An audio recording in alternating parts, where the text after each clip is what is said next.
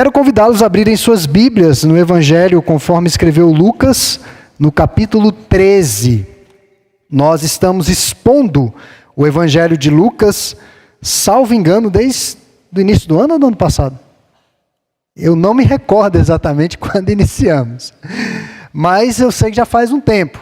E temos extraído lições preciosas da palavra do Senhor para a vida cristã. O caráter das mensagens à noite é de edificação, é uma exposição do texto bíblico, explicação e aplicação. É basicamente isso. Então o ensino existe, mas a prioridade é a edificação do povo de Deus. Antes da leitura de Lucas 13, do verso 1 ao 9, nós vamos orar.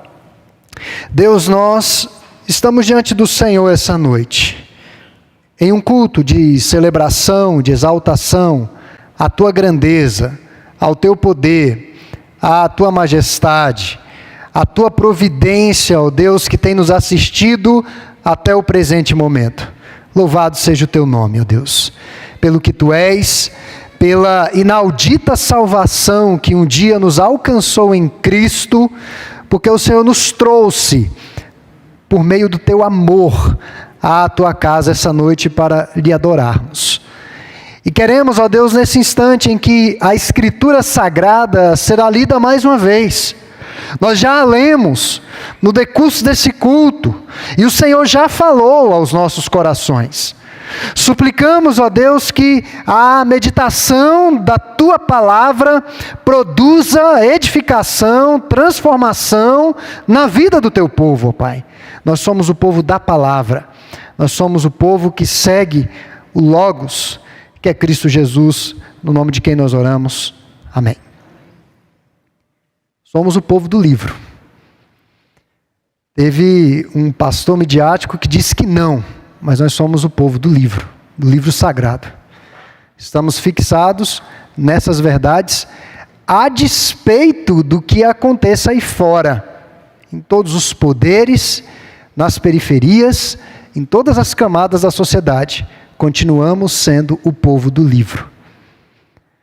A expressão mais pura e simples do Evangelho eram os crentes da década de 70 e de 80, que eles iam para a igreja com um livro de capa preta debaixo do sovaco. Todo mundo olhava e dizia, ali vai um crente. Depois inventaram uma Bíblia pequena meio que para você esconder. Mas nós somos o povo do livro. Nós somos o povo que segue a palavra. Lucas capítulo 13, verso 1 ao 9 nos diz assim: naquela mesma ocasião, chegando alguns, falavam a Jesus a respeito dos galileus, cujo sangue Pilatos misturara com os sacrifícios que os mesmos realizavam. Ele, porém, lhes disse: pensais que esses galileus eram mais pecadores do que todos os outros galileus por terem padecido estas coisas? Não eram, eu vos afirmo. Se, porém, não vos arrependerdes, todos igualmente perecereis. Ou cuidais que aqueles 18 sobre os quais desabou a torre de Siloé e os matou eram mais culpados que todos os outros habitantes de Jerusalém? Não eram, eu vou-lo afirmo. Mas se não vos arrependerdes, todos igualmente perecereis. Interessante no grego a gente observar o porquê da repetição. Há uma repetição aí, né? Verso 3º. E verso 5º, o Senhor Jesus usa a mesma resposta a uma pergunta retórica que ele faz, que no seu bojo já traz a resposta, tá? Então Jesus diz, não eram, eu vos afirmo, se porém não vos arrependerdes, todos igualmente perecereis. Verso 6º, então Jesus proferiu a seguinte parábola: certo homem tinha uma figueira plantada na sua vinha, e vindo o procurador, vindo procurar fruto nela, não achou. Pelo que disse ao viticultor: há 3 anos venho procurar fruto nessa figueira e não acho. Podes cortá-la. Para que está ela ainda ocupando inutilmente a terra? Ele, porém, respondeu: Senhor, deixa ainda este ano, até que eu escave ao redor dela e lhe ponha estrume. Se vier a dar fruto, bem está. senão mandarás cortá-la. Meus irmãos, essa noite nós vamos tratar de um tema muito vital para a igreja. E é um tema óbvio. Mas ontem o pastor Adriano deu um exemplo, eu não sei, os casais que participaram do nosso jantar se captaram o exemplo que ele deu do óbvio. Porque nós pastores participamos de muitas fases da vida do rebanho. Nós participamos de fases alegres, de fases tristes, de fases de prelúdios de realização. E duas fases que me chamam muita atenção pela alegria que toma conta dos corações das ovelhas. Uma fase é o noivado. De fato é impressionante a paixão dos noivos. E a outra fase é quando uma gravidez tão esperada é percebida. Então aquela alegria, aquele entusiasmo muito grande. E o óbvio está presente ali. Se há noivos é porque eles se amam e porque eles querem se casar. Acho que foi o último casamento que nós realizamos, né? Não, foi o penúltimo. O Canto Livre cantou uma música, Eles se amam. É óbvio. Eles se amam. Por isso que eles estão se casando. Mas parece que com as adversidades do próprio casamento, inerentes ao casamento, se perde isso. E aí, aquilo que o pastor Adriano colocou ontem, muito bem explicado. As pessoas chegam, noivas, dizendo, pastor, eu quero ser feliz. Quando elas estão em crise, não aguentam olhar mais para a cara um do outro, elas dizem, pastor, não posso continuar vivendo desse jeito, eu preciso ser feliz. Eu não amo mais o meu cônjuge. Perdeu aí o sentido do óbvio. Se você está num casamento, por obrigação bíblica, você tem que amar o seu cônjuge, contrariando seus próprios sentimentos. Você tem que amar. Amar é uma atitude, amar é algo óbvio e inerente à vida cristã. Então, às vezes, falar de temas que parecem óbvios, mas isso aí não vai... Tem efeito. E é necessário para que verdades eternas sejam ressaltadas aos nossos corações. Irmãos, aqui, a guisa de introdução, nós temos a tendência de interpretar as tragédias e colapsos como um justo castigo de Deus. Nós somos tentados a isso. Nós somos tentados a interpretar... Eu acho, Rodrigo, que não é esse slide aí, não. Não é esse daí, não. Não é esse daí, não. Acho que não chegou o slide que eu mandei, eu não salvei. Senão vai confundir aqui a turma. Então nós temos a tendência de interpretar as tragédias como um castigo de Deus àqueles que as sofrem. Fatalidades e desastres sempre geram avaliações precipitadas de juízo divino. Isso veio porque é o juízo de Deus. Se alguém morreu, se alguém adoeceu, se o sofrimento bateu a porta, é porque é o juízo de Deus. Mas as indagações deveriam ser as seguintes: aquelas pessoas mereciam aquele sofrimento? Será que aquelas pessoas são mais pecadoras do que nós? E nessa passagem Jesus responde a essas perguntas. Jesus diz que não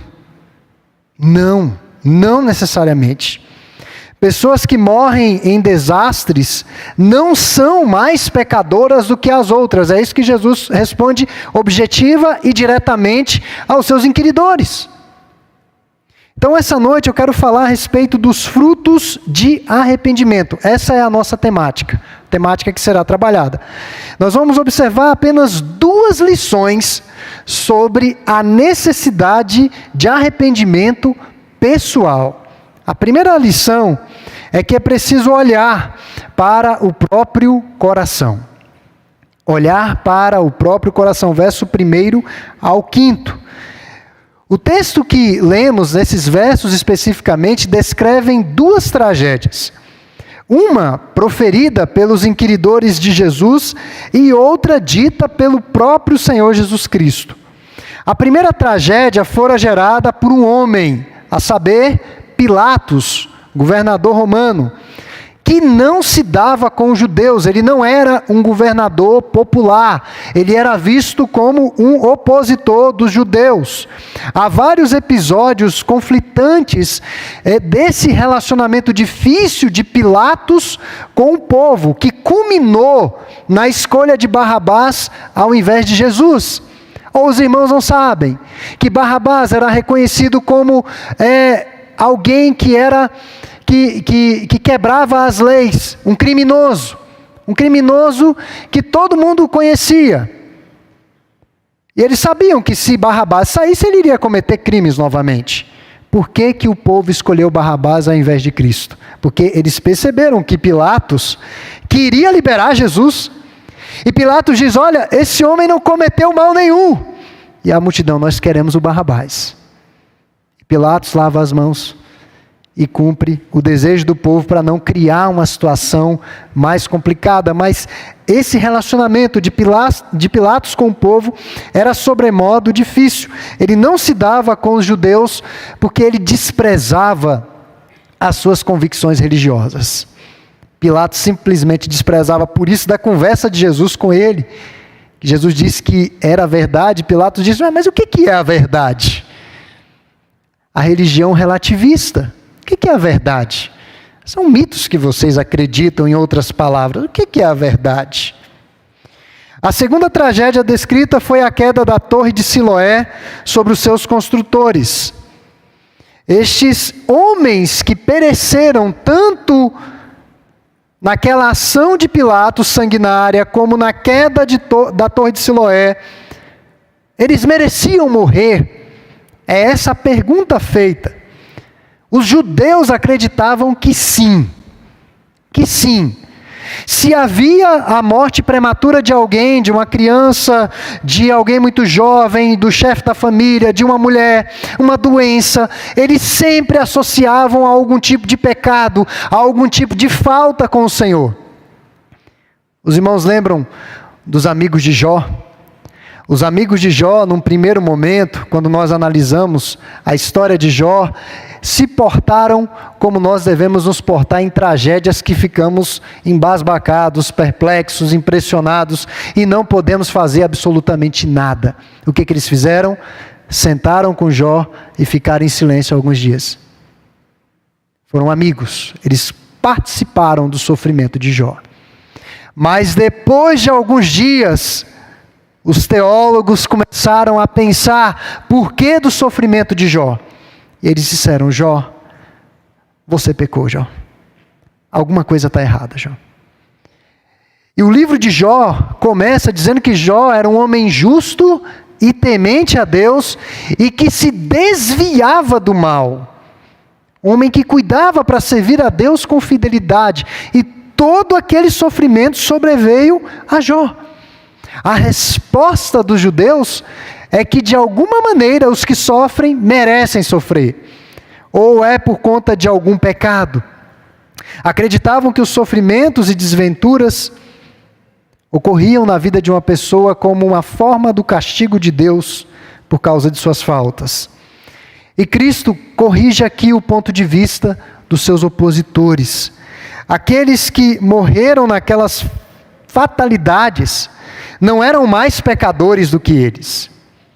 Uma fatalidade particular não mede a culpa do que a sofre. Pilatos fazia pouco caso dos judeus. O verso 1 fala-nos de uma atrocidade que pode ter ocorrido quando Pilatos apropriou-se do dinheiro do tesouro do templo. Na nossa linguagem atual, é como se o Estado tivesse entrado na igreja e tirado os dízimos. Nós vamos taxar a igreja. A igreja vai ter que dar 50% do que arrecada para o Estado. E os irmãos já pararam para pensar por que é imposto? É porque é imposto mesmo. Ninguém paga uma DARF feliz. Ninguém paga uma DARF feliz. Eu nunca vi a pessoa: estou pulando de alegria, eu vou pagar uma DARF hoje. 3 mil, 4 mil reais. Eu estou feliz da vida com isso. É imposto sobre você. Então Pilatos não estabeleceu necessariamente um imposto, mas ele pegou o dinheiro do templo do Senhor, da casa do tesouro, para ajudar a financiar a torre de Siloé. E uma multidão de judeus irados se reuniram para protestar contra aquela expoliação da casa do tesouro. O governador colocou soldados à paisana, eles não eram percebidos como soldados, e usando armas escondidas, esses soldados mataram vários judeus desarmados, covardemente, homens inocentes. E tal episódio potencializou o ódio dos judeus contra aquele governador romano. Uma vez que estava a caminho de Jerusalém, qualquer palavra que Jesus dissesse sobre o governador, certamente chegaria antes dele à cidade, aos ouvidos de Pilatos ou aos ouvidos do povo, porque eram opositores do Senhor que estavam armando mais uma arapuca para ele cair. Se Jesus ignorasse a pergunta, a multidão iria acusá-lo de ser partidário dos romanos e desleal ao povo de Deus. Se defendesse os judeus e acusasse a Pilatos, iria se complicar com os romanos, e os líderes judeus teriam um bom pretexto para prendê-lo. Pensa que situação complicada, né? Se não responde, vai estar numa situação difícil. Se responde, pode entrar numa situação mais complicada ainda, entre a cruz e o punhal, literalmente. Jesus passou a questão para um plano muito mais elevado e evitou aqui completamente o aspecto político. Ele não entrou nessas questões políticas. Em vez de falar sobre os pecados de Pilatos, ele tratou do pecado das pessoas que o interrogavam. Respondeu a pergunta deles, como um bom rabi, como um bom mestre, com outra pergunta. Era a maneira que o Senhor Jesus trabalhava. Ele vinha uma pergunta e ele respondia com uma pergunta para que os seus interlocutores pensassem. Deixou evidente que as tragédias que acontecem no mundo nem sempre são um castigo divino, e que é errado, equivocado, assumir o papel de Deus para julgar os outros. E Jesus questionou o que dizer das 18 pessoas que estavam trabalhando naquela torre de Siloé. Torre que parte dos recursos dela foram roubados da casa de Deus, para construir, digamos, um monumento na cidade. 18 que estavam trabalhando na torre morreram por conta do desabamento. Será que eles morreram porque eram copartícipes do uso indevido do dinheiro do templo em finalidade inapropriada? É isso que Jesus pergunta. Certamente não, irmãos. Não foi isso. Quando John Milton, um poeta cego inglês do século XVIII, já estava idoso, ele recebeu a visita de Charles II, filho do rei que os puritanos haviam decapitado, não de forma muito gentil. E já idoso e cego, o filho do rei disse a ele as seguintes palavras: sua cegueira é um julgamento de Deus por sua participação na oposição a meu pai. Por isso que você ficou cego. Milton, boca dura, respondeu com uma pergunta: se perdi a visão por um julgamento de Deus, o que dizer de seu pai que perdeu a cabeça? Isso não para, irmãos. Isso não para. O julgamento. A pergunta não deveria ser por que as pessoas morreram, mas que direito essas pessoas têm à vida? Ninguém está isento de pecado. É mais fácil falar das falhas alheias do que olhar para a nossa própria miséria e para a nossa própria morte. É mais fácil olhar o defeito do outro. Então, o caminho de fruto de arrependimento passa por olhar para o próprio coração. Antes de olhar para o outro, eu tenho que olhar para o meu coração. Eu não sei, irmãos, se os irmãos já tiveram a experiência da autoconfrontação. Eu não sei se em algum momento você já teve isso. Depois eu devo trazer alguma reflexão, seja na escola dominical, acho que no culto não é tão adequado. Tem uma metodologia de autoconfrontação. Quem já fez isso sabe que quando você pratica a autoconfrontação, você não consegue olhar para o outro como mais miserável e mais pecador do que você. Você não fica embasbacado com os pecados do outro. Oh, que absurdo! Você viu o que fulano fez, eu não esperava isso dele. Eu não esperava isso dele. Era um presbítero, era um diácono, era um pastor, era presidente da SAF, como é que fez isso? Que absurdo! Geralmente pessoas que falam isso nunca praticaram a autoconfrontação. Não olharam tão fundo no seu coração. O livro de Provérbios diz, e Jeremias também, que o coração do homem é pecaminoso e assim, enganoso e desesperadamente corrupto. Quem o conhecerá? E na sequência do texto diz que o Senhor conhece. O Senhor sabe. Só o Senhor pode nos mostrar. O Senhor se coloca diante de nós como que um espelho que nós vamos enxergando as nossas imperfeições. As manchas no rosto, o cabelo desajustado, a remela no olho, eu vou parar por aqui. O Senhor é como um espelho que vai mostrando todas as nossas feiuras. Mas nós temos a facilidade de olhar as feiuras alheias. E esse julgamento cruel de que o desastre acontece por causa de um pecado específico, uma doença terrível vem por causa de um pecado específico, isso é cruel, irmãos. Isso é cruel. A Bíblia chama isso de esmagar a cana que já está quebrada e apagar a torcida que ainda fumega. Tem um pavio de fogo, você pisa em cima.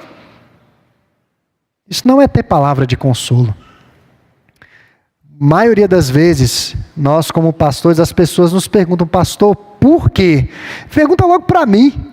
Eu acho que eu sou um dos mais desinformados, né? Pastor, por quê? Eu sempre digo, meu irmão, eu não sei. Minha irmã, eu não sei. Mas vamos caminhar juntos nesse vale. Eu não sei. Sinceramente, eu não sei. Talvez eu nunca saiba. Mas nós precisamos atravessar juntos. Então, além de olhar para o próprio coração, a outra lição é preciso considerar a severidade do juízo de Deus. Verso 6 ao 9. Nós falamos na semana passada um pouco a respeito disso. Hoje tornaremos a falar. Mas o juízo de Deus entra, essa concepção do juízo de Deus entra como parte integrante da produção de frutos dignos de arrependimento. Se arrepende quem sente o calor do inferno nas entranhas. Quem não sente, não se arrepende, não. Sabe o que eu comparo o pecado, irmãos? Estava pensando essa semana, uma situação assim complicada que nós estamos enfrentando. Eu, o presbítero Natanael, o presbítero Rodrigo, estamos enfrentando uma situação aí, trabalhando. Eu fiquei pensando, meu Deus, o que é isso? O pecado, irmãos, é como você pular de paraquedas e você tem a adrenalina da queda. Você está tendo a adrenalina da queda. Né? Você está ali solto no ar. Eu nunca pulei, acho que eu nunca vou pular. Mas assim, quem já pulou? Aquela adrenalina da queda. Só que é o seguinte, você pulou e não tem paraquedas na mochila. Você vai se esbagaçar lá embaixo. Não vai sobrar nada. É isso o pecado. Então, quando nós percebemos a severidade do juízo de Deus, que é o desfecho de uma vida não arrependida, não voltada para Deus, aí muda. Aí a atitude muda. Aí nós vamos andar com mais cuidado. Se você for pular do avião, você vai olhar o paraquedas e vai perguntar, tem um reserva? Porque se falhar um, tem que ter o outro. Eu não vou pular sem paraquedas. Porque você sabe que no final da queda, se não tem um paraquedas, você vai morrer. O produto final de uma vida não arrependida é morte, É o que a Bíblia diz. Conforme Levítico 19, 23 até o 30, os frutos de uma árvore recém-plantada somente deveriam ser consumidos após 3 anos. E a colheita do 4º ano pertencia ao Senhor. A árvore tinha 3 anos para se desenvolver, crescer bem. No 4º ano ela produzia fruto, indo para o 5º, aquele fruto era consagrado, entregue ao Senhor. Assim, aqui no caso específico, o agricultor somente poderia começar a consumir os figos a partir do 5º ano. 5º ano da árvore plantada. A figueira que o texto fala já havia completado 8 anos. Porque eram 5 anos do plantio, a consagração a Deus, e mais 3 anos em que o dono chegava, olhava, mas não tem fruto.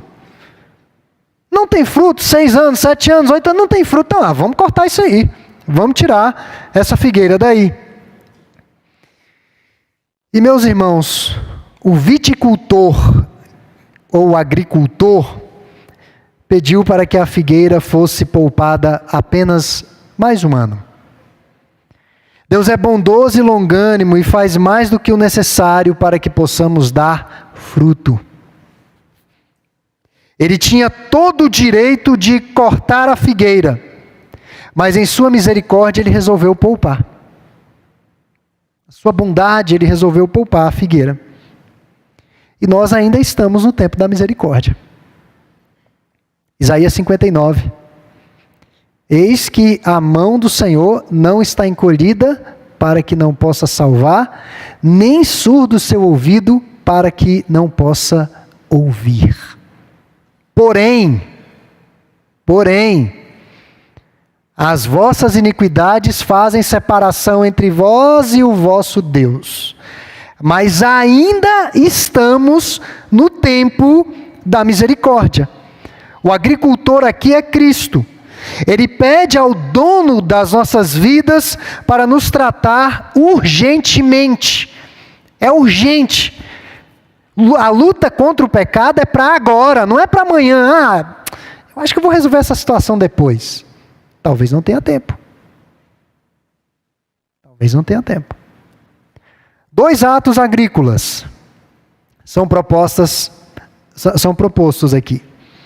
Escavar ao redor e espalhar o adubo, ou o esterco. Ou seja, atacar o problema na raiz do problema. Tratando da raiz, voltará a dar frutos. É de onde vêm as energias, as motivações, os nutrientes, é o mecanismo pelo qual nós nos alimentamos, o nosso coração.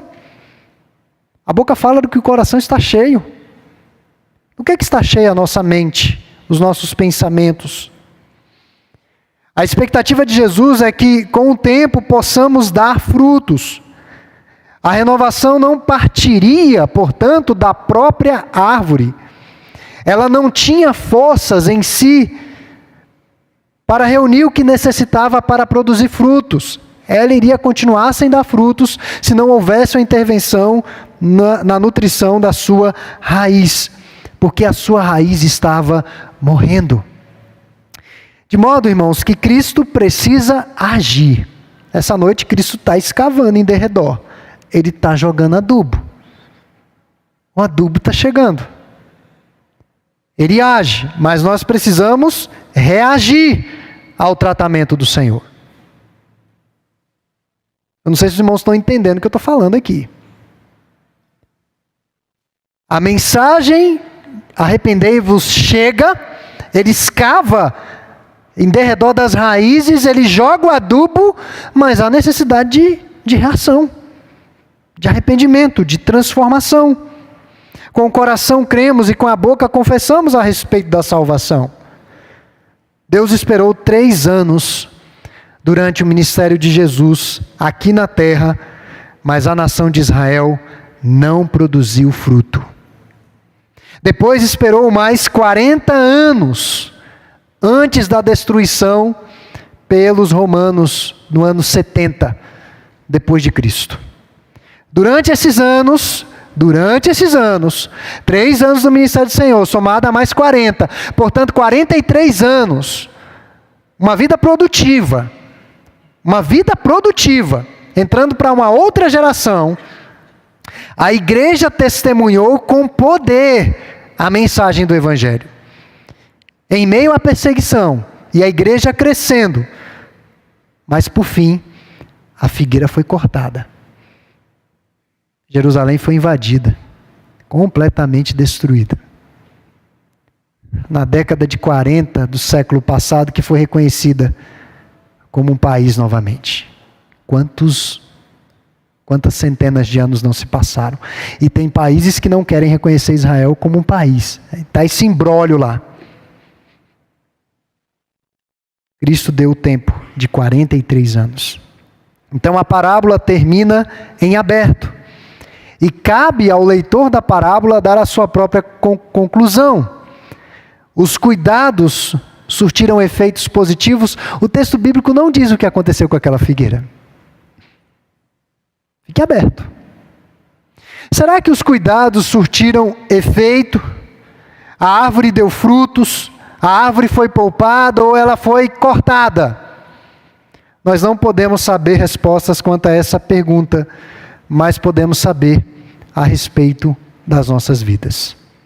Portanto, essa noite eu falei da necessidade de frutos de arrependimento.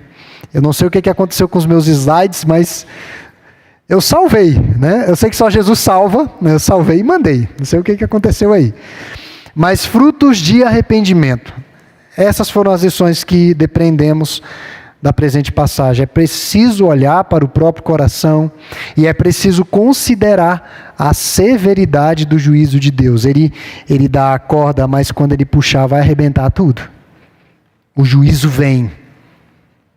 E vem de uma forma muito severa.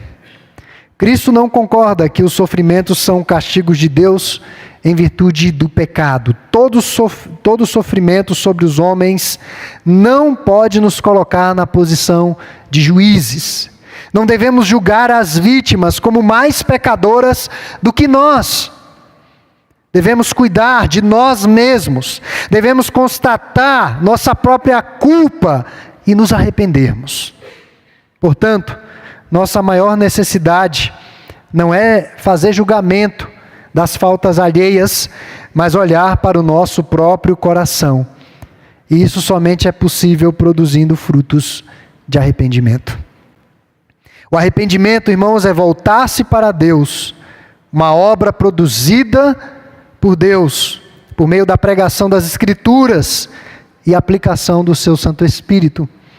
Portanto, que Deus nos ajude a produzirmos frutos dignos de arrependimento para a vida. Amém.